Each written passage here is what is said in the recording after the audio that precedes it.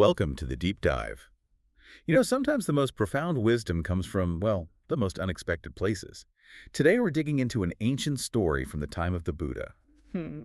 It's a simple tale, really, about two monks that, surprisingly, holds deeply relevant lessons for our busy modern lives. That's right. This isn't just some dusty historical account. It's a powerful illustration of, well, perception versus reality when it comes to effort. Diligence. Exactly. Our mission today, really, is to extract the core insights on what true diligence actually means, how easily we can, deceive ourselves about our own productivity, and the transformative power of genuine mindful effort. Okay, so our story begins with two monk friends.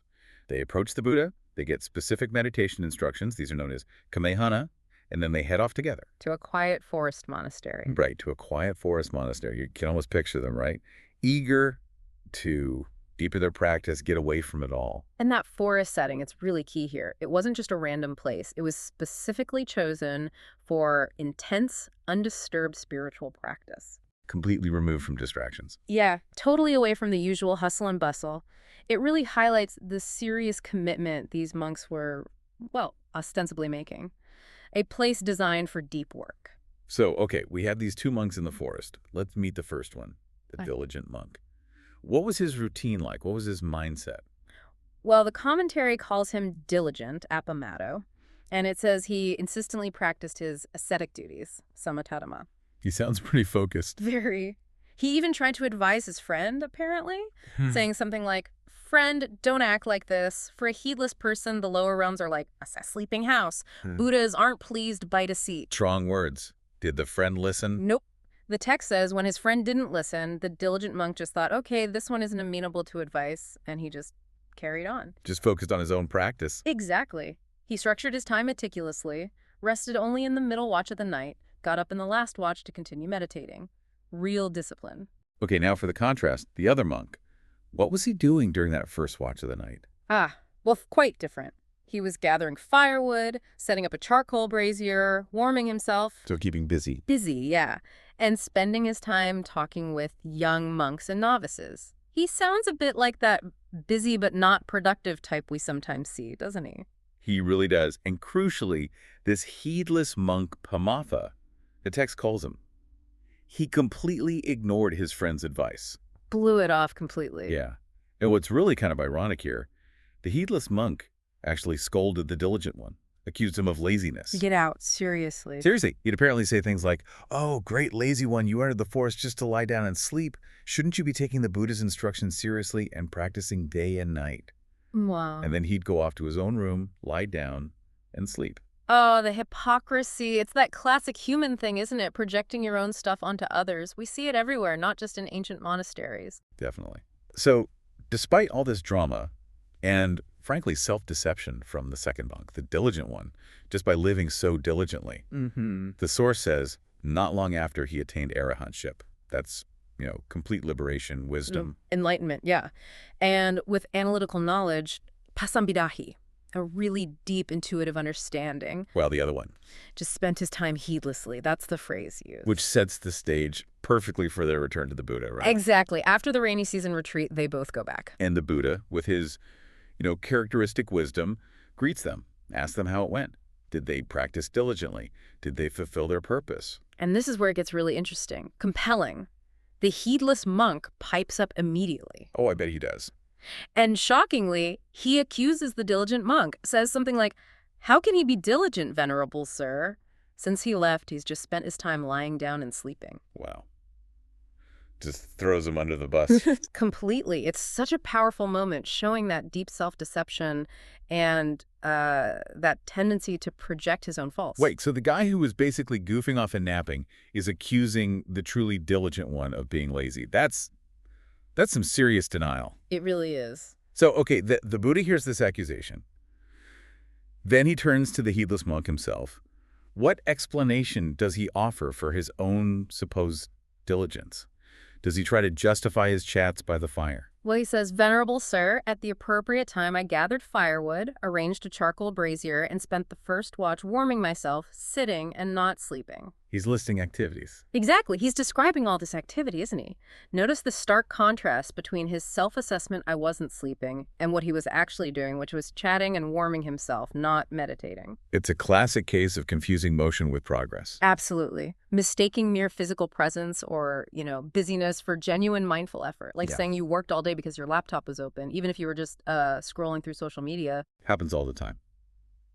So, with these two completely opposing accounts, how does the Buddha, with his insight, cut through all this? Cut through the self-deception and reveal the truth? What does he say to the heedless monk? Well, the Buddha's response is profound and very direct. He looks at the heedless monk and says basically, you who spent your time heedlessly, you say, I am diligent. But you're trying to make the diligent one seem heedless. Calling him out directly. Directly. He then uses this powerful analogy. He says, you are like a lame, weak horse whose speed is cut short compared to my son, referring to the diligent monk. Ouch. Yeah.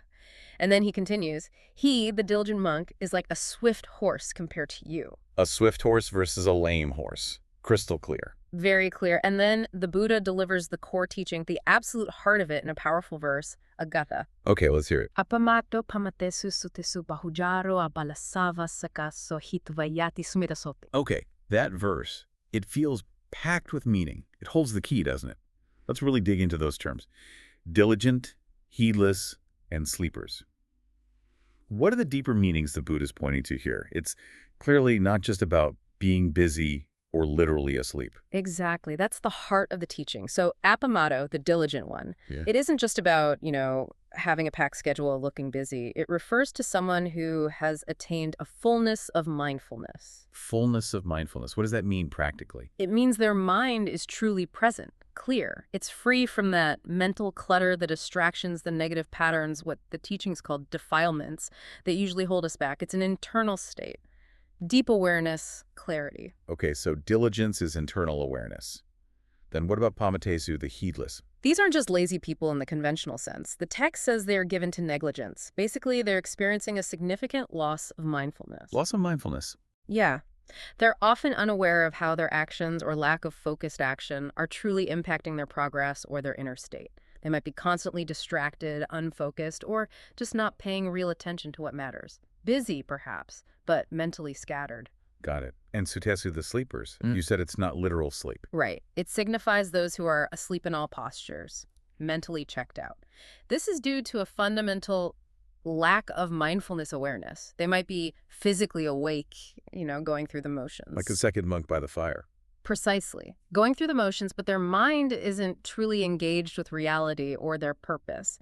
The contrast, then, is bahujagaro, the wide-awake one. That's the diligent monk, standing in a state of great fullness of mindfulness awareness, fully present, fully engaged.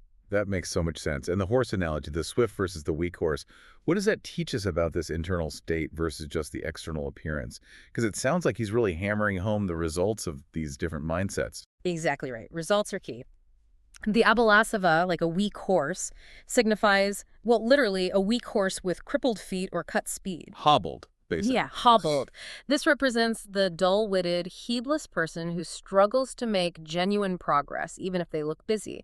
They expend a lot of energy, maybe, but they don't get very far very fast. Spinning their wheels. Spinning their wheels. On the other hand, Sumadaso, the wise one, is the person of supreme wisdom. This person excels. They surpass others in two crucial ways, according to the commentary. Okay, what are they? First, by learning, or agamena. While the dull-witted person, the weak horse, might struggle to grasp even a single verse or concept, the wise one, the swift horse, comprehends an entire section. It shows incredible efficiency, depth of understanding. They learn faster, deeper, because their mind is actually there. It's engaged. Makes sense. Focused mind learns better. What's the second way? Second, and maybe even more profound, is by attainment, adhigamena. So while the dull-witted struggle with just the basic practices day and night. Like the heedless monk. Right. The wise one, by truly contemplating their meditation subject, by applying that mindful diligence, purifies their mind. They eradicate the defilements and swiftly achieve profound spiritual breakthroughs. The commentary mentions the 9 supramundane states. Wow. That's That's serious progress. It's transformation, real liberation. It shows progress that goes way beyond just ticking boxes or putting in hours. And, the commentary adds, in the grand scheme, in the cycle of rebirth, the vadi. Yes. The wise one simply leaves the dull-witted one behind, abandons them in a sense, and escapes from the cycle of rebirth itself. Goes free. So, pulling this back from the purely spiritual context, what does this mean for us today in our jobs, our projects, our lives? How can we apply this? Well, it fundamentally means that real effort, true diligence, isn't just about the external show. It's not about how many hours you clock or how busy you look. Or how much firewood you gather. Exactly. It's about the quality of your attention, your intentionality, your mindfulness in the moment. So, like, think about tackling a big project at work. Yeah. I was just putting in the hours, letting emails ping, constantly distracted. Is your mind half on something else? Or are you truly engaged, mindfully focused on the actual task at hand? Being the swift horse, mentally. Precisely. Genuine diligence, that internal state of focused awareness, that's what leads to genuine progress, to real results, real attainment. Whether you're trying to master a new skill, lead a team effectively, learn something new, or, even just trying to get your house cleaned efficiently, it's about the depth of engagement, not just the surface stuff.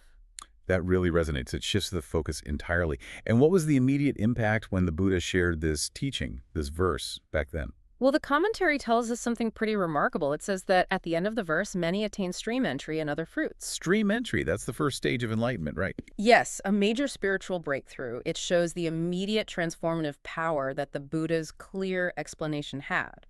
When that insight hits home, when people get the difference between real diligence and mere heedlessness, it can change everything, apparently quite quickly for some. Wow. So this deep dive, it's really highlighted that true diligence, true effort, it's all about that internal mindfulness, isn't it? That intentional effort. It's not just about external activity or, worse, deceiving ourselves. Absolutely. It's about being truly wide awake, as the verse says, to your purpose, to the task at hand, whatever that may be. So it leaves us with a pretty important question to mull over, doesn't it? It really does. Consider your own, first watches and last watches in your daily life, your work periods, your focus times. Are you truly wide awake in your efforts? Yeah. Are you giving your full undivided attention, really immersing yourself? Or are you maybe inadvertently spending time heedlessly? Perhaps even convincing yourself that just being busy equates to actual progress. Oof, that's a tough mirror to hold up sometimes. It is. So the question becomes, what would it mean for you personally to operate with the wisdom and the mindfulness of that swift steed in your own life? To move beyond just frantic activity maybe, to genuine, profound attainment and clarity in whatever you're pursuing?